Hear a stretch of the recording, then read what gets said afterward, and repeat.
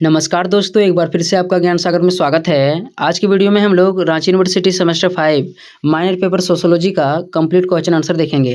तो जिनका भी सेमेस्टर 5 में माइनर पेपर में सोशियोलॉजी है, इस वीडियो को आप लोग देख करके जाइए। सारा प्रश्न आपका यहीं से एग्जाम में भिड़ेगा, ठीक है। देखिए, आपका जो सिलेबस है इसमें मात्र आपको 4 यूनिट पढ़ना है। तो कौन कौन से यूनिट दिया हुआ है यहाँ पर आप लोग देख लीजिए क्या क्या पढ़ना है। फर्स्ट यूनिट आपका कल्चर दिया हुआ है, यानी कि संस्कृति क्या होता है, इसकी परिभाषा देना है, इसके कौन कौन से तत्व होते हैं, इसकी क्या विशेषताएँ हैं, ठीक है। यही सभी आपको पढ़ने हैं। देखिए यहाँ पर सेकंड यूनिट यहाँ पर दिया हुआ है कल्चर एंड पर्सनालिटी, यानी कि संस्कृति और जो संस्कृति होता है और व्यक्तित्व होता है, इसके बारे में पढ़ना है। नेक्स्ट यहाँ पर दिया हुआ है यूनिट थर्ड में थियोरिटिकल अप्रोच, यानी कि सैद्धांतिक दृष्टिकोण क्या होता है संस्कृति के बारे में, वही को पढ़ना है, ठीक है। नेक्स्ट यहाँ पर दिया हुआ है मीडिया एंड सोसाइटी। यूनिट 4 में क्या दिया है, मीडिया एंड सोसाइटी, मीडिया और समाज के बारे में पढ़ना है, ठीक है। तो प्रत्येक यूनिट को हम लोग कवर करेंगे और सारे यूनिट को एक बार केवल आप लोग प्रश्न को देख लीजिए, एग्जाम में अपने से आप लोग लिख सकते हैं, ठीक है। तो चलते हम लोग क्वेश्चन को देखते जाते हैं। देखिए, सबसे पहले हम लोग ऑब्जेक्टिव क्वेश्चन को करते हैं, एक नंबर वाले प्रश्न को करते हैं। फर्स्ट क्वेश्चन हमारा दिया हुआ है, what is the main focus of sociology of culture. समाजशास्त्र में संस्कृति का मुख्य उद्देश्य क्या है।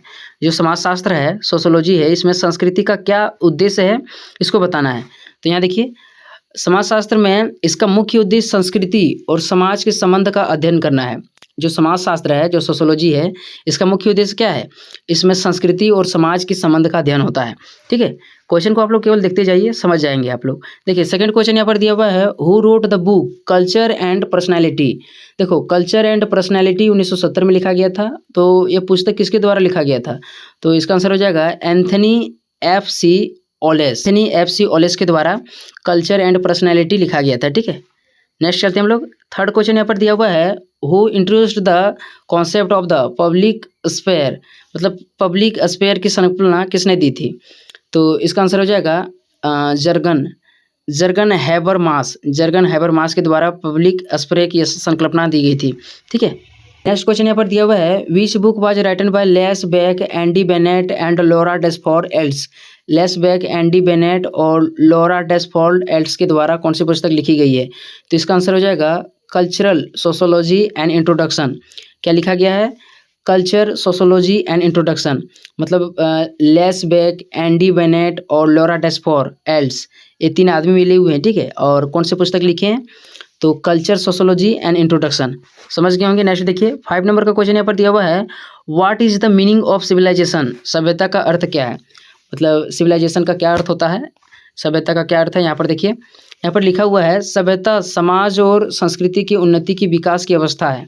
जो सभ्यता है, सभ्यता क्या करता है, समाज और संस्कृति की उन्नति की विकास की अवस्था है, ठीक है। नेक्स्ट देखिए, अगला क्वेश्चन यहाँ पर दिया हुआ है, who is the author of the culture background of personality. देखिए, यहाँ पर बताया जा रहा है the culture of background of personality, जो 1973 में लिखा गया था। इसके लेखक कौन थे, तो राल्फ लिंटन थे।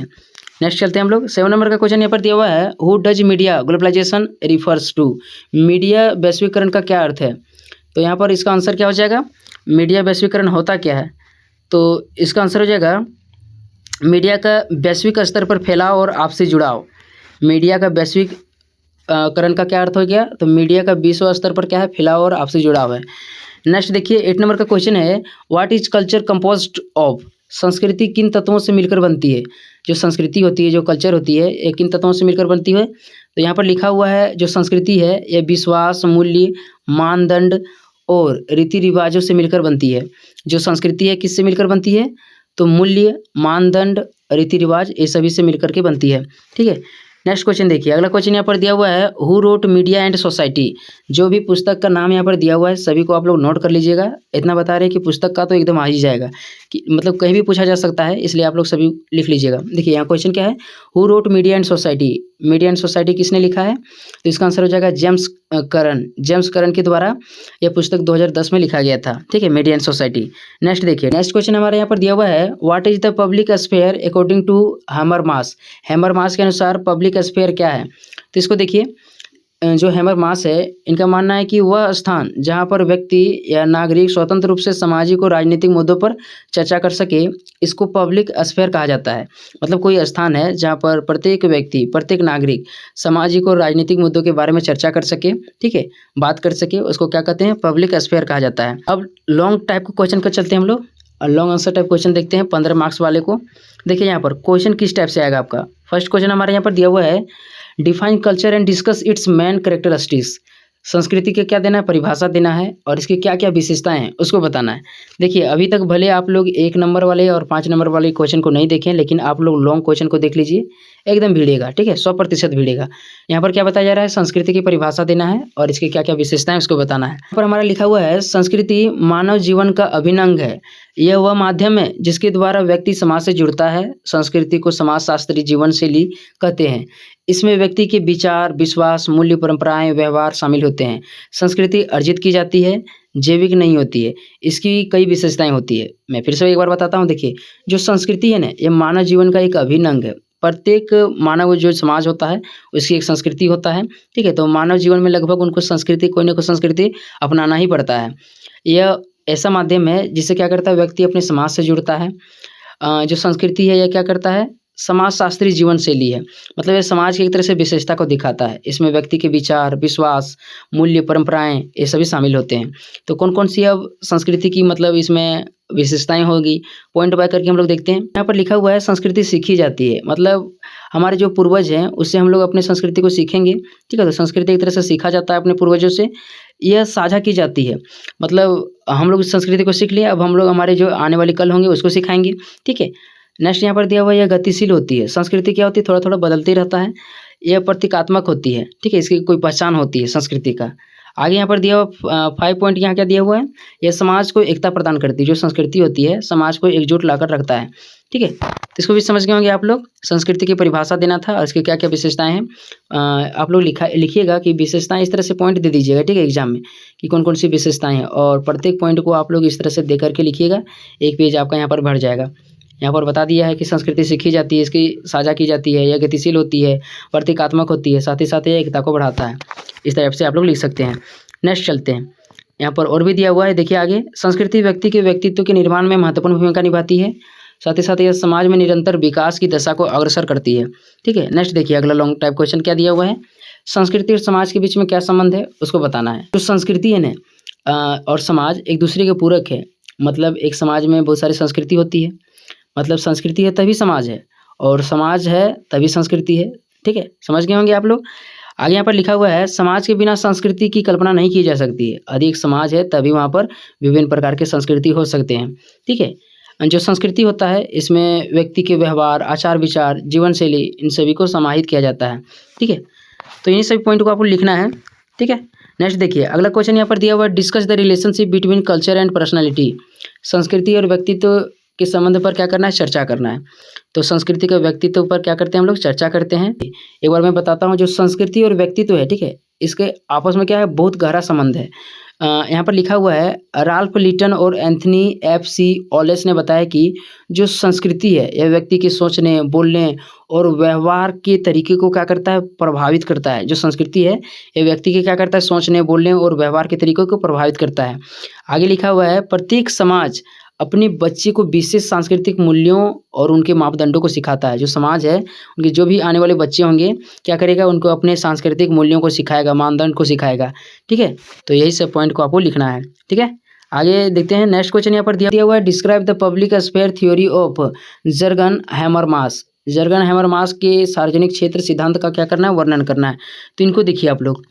जर्गन हैबरमास ने पब्लिक स्फीयर की संकल्पना दी जो आधुनिक लोकतांत्रिक समाज के लिए अत्यंत महत्वपूर्ण है। उन्होंने कहा कि यह वह क्षेत्र है जहां नागरिक स्वतंत्र रूप से सामाजिक और राजनीतिक विषयों पर चर्चा करते हैं। यह क्षेत्र अखबारों, मीडिया, कैफ़े हाउस आदि निर्मित होता है। मतलब इस क्षेत्र में क्या होता है, अखबार, मीडिया, कैफ़े हाउस आदि निर्मित होते हैं। हैबरमास ने बताया कि सार्वजनिक क्षेत्र में तर्कपूर्ण संवाद लोकतंत्र की नींव है। यह क्षेत्र समाज और राज्य के बीच संवाद का पुल बनाता है, ठीक है। तो हैबरमास ने क्या किया था, पब्लिक स्फीयर एक प्रकार का सिद्धांत दिया था। इसमें बताया था कि जो भी व्यक्ति हैं, ठीक है, एक क्षेत्र में आकर के, एक स्टेज पर आकर के क्या कर सकते हैं, अपने सामाजिक और राजनीतिक विषयों पर चर्चा कर सकते हैं। और यहाँ पर लिखा हुआ है इस क्षेत्र में अखबार, मीडिया, कैफ़े हाउस आदि क्या होते हैं, निर्मित होते हैं। ठीक है, तो इस टाइप से आपको लिखना है और पढ़ लीजिए एक बार, अपने से समझ में आ जाएगा। देखिए हमारा अगला क्वेश्चन यहाँ पर दिया हुआ है, संस्कृति और सभ्यता में अंतर। मैं आपको बताया वह ध्यान में आप लोग रखिएगा। जो संस्कृति है ना, संस्कृति क्या करता है, व्यक्ति के मानसिक और आध्यात्मिक विकास को जो बताता है। मतलब जो संस्कृति है मतलब व्यक्ति की मानसिक स्थिति कैसी है, उनकी आध्यात्मिक विकास कैसा है, उनका रहन सहन क्या है, यही तरह से संस्कृति बन जाता है। जबकि सभ्यता क्या करता है, सभ्यता तकनीक और भौतिक उन्नति से संबंधित है। ठीक है, मतलब क्या क्या विकास है उस सभ्यता में, क्या क्या रहा विशेषता, ठीक है, किस प्रकार से संस्कृति रहा, एक प्रकार से सभ्यता हो जाता है। ठीक है, तो इनको समझ गए होंगे। आगे देखिए नेक्स्ट क्वेश्चन यहाँ दिया हुआ, what is media globalisation and how does it effects culture. Media वैश्वीकरण क्या है और यह संस्कृति को कैसे प्रभावित करती है। यहाँ देखिए मीडिया का वैश्वीकरण का अर्थ है सूचना और विचार और मनोरंजन सामग्री का अंतर्राष्ट्रीय स्तर पर प्रसार। इससे विभिन्न देशों की संस्कृतियाँ एक दूसरे से जुड़ने लगती है। सकारात्मक रूप से यह सांस्कृतिक आदान प्रदान को बढ़ाता है, लेकिन नकारात्मक रूप से यह स्थानीय संस्कृतियों को कमजोर करता है। देखिए यहाँ पर जो मीडिया वैश्वीकरण है इसका मतलब क्या हो गया, जो हमारे देश की संस्कृति सभ्यता है, ठीक है, वह मीडिया के माध्यम से दूसरे देशों में, मतलब दूसरे देशों के लोग देख सकते हैं, और दूसरे देशों में जो सभ्यता संस्कृति है वह आज के समय हम लोग देख सकते हैं। आज मीडिया का दौर चल रहा है, सोशल मीडिया का ज़माना आ गया है, नेटवर्क है, इंटरनेट है, तो आज हम लोग घर बैठे ही क्या कर सकते हैं, दुनिया के जितने भी सामाजिक सांस्कृतिक रीति रिवाज हैं उनको देख सकते हैं। जैसे बहुत सारे लोग अफ्रीका घूमने के लिए जाते हैं, तो वहाँ के जो जनजातियाँ हैं उनकी बहुत सारी सभ्यताएँ होती है, संस्कृति होता है, तो उसको हम लोग अब आज घर बैठे ही देख सकते हैं। क्यों देख सकते हैं, यह मीडिया के वैश्वीकरण के चलते ही देख सकते हैं। ठीक है, तो इसको समझ गए हैं। मतलब मीडिया का वैश्वीकरण क्या है, विश्व स्तर पर इसका प्रसार हो रहा है, और विश्व के जितने भी सभ्यता संस्कृति है घर बैठे के माध्यम ही हम लोग एक दूसरे का आदान प्रदान कर सकते हैं। आगे यहाँ पर लिखा हुआ है आज पश्चिमी संस्कृति का प्रभाव टीवी, इंटरनेट और सोशल मीडिया के माध्यम से पूरे विश्व में देखा जा सकता है। मतलब आज जो सोशल मीडिया का ज़माना है ना, पूरे विश्व को हम लोग घूम सकते हैं घर बैठे ही, वही यहाँ पर लिखा हुआ है। आगे देखिए नेक्स्ट यहाँ discuss the role of media in shaping society. समाज के निर्माण में मीडिया की भूमिका पर चर्चा करना है। तो देखते हैं समाज के निर्माण में मीडिया का क्या भूमिका होता है। यहाँ लिखा हुआ है मीडिया समाज का दर्पण है, यह न केवल जानकारी प्रदान करता है बल्कि लोगों की राय दृष्टिकोण को भी आकार देता है। समाचार पत्र, टेलीविज़न, रेडियो और सोशल मीडिया सामाजिक जागरूकता बढ़ाते हैं। मीडिया सामाजिक मुद्दों जैसे भ्रष्टाचार, शिक्षा और लैंगिक समानता पर जनमत तैयार करता है। आधुनिक समाज में मीडिया को चौथा स्तंभ कहा जाता है क्योंकि यह शासन और जनता के बीच पारदर्शिता बनाए रखता है। देखिए यहाँ पर मैं एक बार फिर से बताता हूँ, क्वेश्चन क्या हमारा है, समाज के निर्माण में मीडिया की भूमिका पर चर्चा करें। जो आज समाज हमारा है उसमें मीडिया का क्या योगदान है उसी को बताना है। तो समाज के निर्माण में भी मीडिया का बहुत बड़ा योगदान है और बहुत नुकसान भी आज के समय में कर रहा है। जैसे समाज में बहुत सारी घटनाएं होती है, रोड नहीं बनी होती, शिक्षा व्यवस्था नहीं है, तो हम लोग मीडिया के माध्यम से इसको दिखा सकते हैं, उनका विकास कर सकते हैं समाज का। ठीक है, और यही एक तरह से यदि चाटुकारिता आदि कर दिया जाए मीडिया के माध्यम से तो समाज का विकास होगा, नहीं होगा। और आज चाटुकारिता ही चल रहा है, जो हकीकत में जिनको दिखाना चाहिए वह तो दिखाई ही नहीं दे रहा है किसी मीडिया वालों को। ठीक है, आप लोग समझ में आ गया किसके बारे में बात हो रहा है। चौथा स्तंभ माना जाता है, ठीक है, देश का, लेकिन कहीं से भी नहीं लगता है कि ये चौथा स्तंभ है, क्योंकि आज के समय में ये क्या है, एक तरह से पैसा कमाने का माध्यम बन गया है। मतलब जनता की समस्याओं का सॉल्व किया ही नहीं जा रहा है। जैसे अब स्कॉलरशिप है, एक तरह से स्कॉलरशिप अभी बहुत सारे स्टूडेंट का ए भी नहीं किया है। ठीक है, बहुत दिक्कत हो रहा है, कितना मजबूरी से स्टूडेंट सब पढ़ता है ऐसे वैसे करके। ठीक है, तो स्कॉलरशिप नहीं आ रहा है, ये मीडिया वाला आज तक दिखे भी नहीं कर रहा है। मतलब 4 गो मीडिया वाला यदि दिखा दे इसको तो सरकार चाहे तो इसको सॉल्व कर सकता है, लेकिन नहीं है। तो समाज के निर्माण में मीडिया का बहुत बड़ा भूमिका भी है और बहुत नकारात्मक प्रभाव भी पड़ता है, सकारात्मक प्रभाव भी पड़ता है। ठीक है, तो इसको समझ गए होंगे। आगे देखिए अगला यहाँ दिया हुआ समाजशास्त्र में संस्कृति से संबंधित प्रमुख सिद्धांत कौन से हैं। संस्कृति से संबंधित प्रमुख सिद्धांत कौन कौन से हैं समाजशास्त्र में, यहाँ देखिए समाजशास्त्र में बहुत सारे सिद्धांत हैं संस्कृति से संबंधित। इसको देखिए, पहला हमारा है कार्यात्मकतावाद, फंक्शनलिज्म। पहला सिद्धांत क्या है, कार्यात्मकतावाद। यह क्या करता है, यह संस्कृति को समाज के संतुलन का साधन मानता है। यह सिद्धांत क्या करता है, संस्कृति जो है संस्कृति को समाज के संतुलन का साधन मानता है। ठीक है, अगला यहाँ पर है संघर्ष सिद्धांत, कॉन्फ्लिक्ट थ्योरी। जो संघर्ष सिद्धांत है यह संस्कृति को शक्ति और असमानता से जोड़ता है। नेक्स्ट सिद्धांत हमारा दिया हुआ है प्रतीकात्मक अंतःक्रियावाद, यानी कि इंग्लिश में इसको कहते हैं सिंबॉलिक इंटरैक्शनिज्म। मतलब ये जो प्रतीकात्मक अंतःक्रियावाद है यह क्या करता है, सांस्कृतिक प्रतीकों के अर्थ पर केंद्रित है। इन सिद्धांतों के माध्यम से समाज में सांस्कृतिक व्यवहारों की व्याख्या की जाती है। जो समाजशास्त्र है, जो सोशियोलॉजी है, इसमें बहुत सारे सिद्धांत हैं। जैसे पहला कार्यात्मकतावाद हो गया, दूसरा संघर्ष सिद्धांत और तीसरा प्रतीकात्मक अंतर्क्रियावाद। तो इनको देख लीजिएगा, 3 सिद्धांत मुख्यतः है। ठीक है, नेक्स्ट चलते हैं। अगला क्वेश्चन यहाँ पर है, सांस्कृतिक विविधता का महत्व बताएं। तो सांस्कृतिक विविधता का क्या महत्व है? Describe the importance of culture diversity. इनको देखिए, सांस्कृतिक विविधता मानव समाज की शक्ति है। यह विभिन्न दृष्टिकोण, परंपराओं और मानव जीवन शैलियों को समृद्धि करती है। विविधता सामाजिक सहिष्णुता, नवाचार और रचनात्मकता को बढ़ाती है। भारत जैसे देश में सांस्कृतिक विविधता राष्ट्रीय एकता की नींव है। यह विभिन्न समुदायों को एक साथ रहने और एक दूसरे की संस्कृति को सम्मान देने की प्रेरणा देती है। यहाँ पर बताया जा रहा है कि सांस्कृतिक विविधता का क्या महत्व है। तो जो एक संस्कृति होता है, ठीक है, जो एक सांस्कृतिक होता है, जो एक संस्कृति होता है, अलग अलग होता है। हर क्षेत्र में अलग अलग आपको सांस्कृतिक कार्यक्रम देखने को मिलेगा, अलग अलग उनके रहन सहन होते हैं, खान पान होते हैं। ठीक है, बहुत सारे चेंजेस होते हैं। तो सांस्कृतिक विविधता हमारे देश का एक तरह से पहचान हो गया।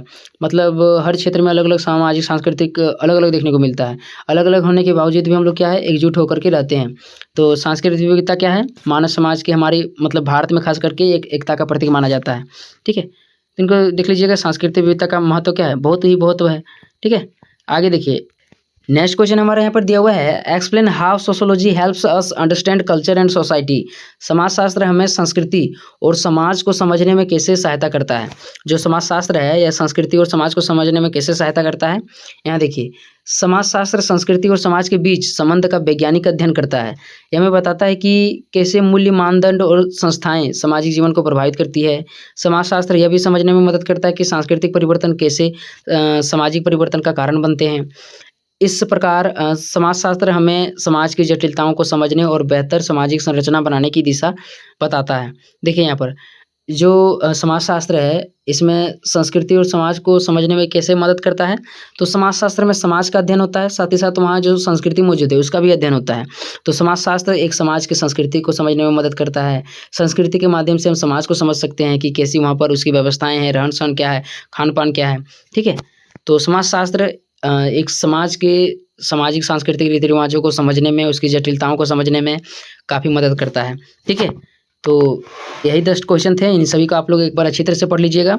ठीक है, यही सभी क्वेश्चन देखने को मिलेगा एग्जाम में। मिलते हैं अगली वीडियो में, तब तक के लिए धन्यवाद।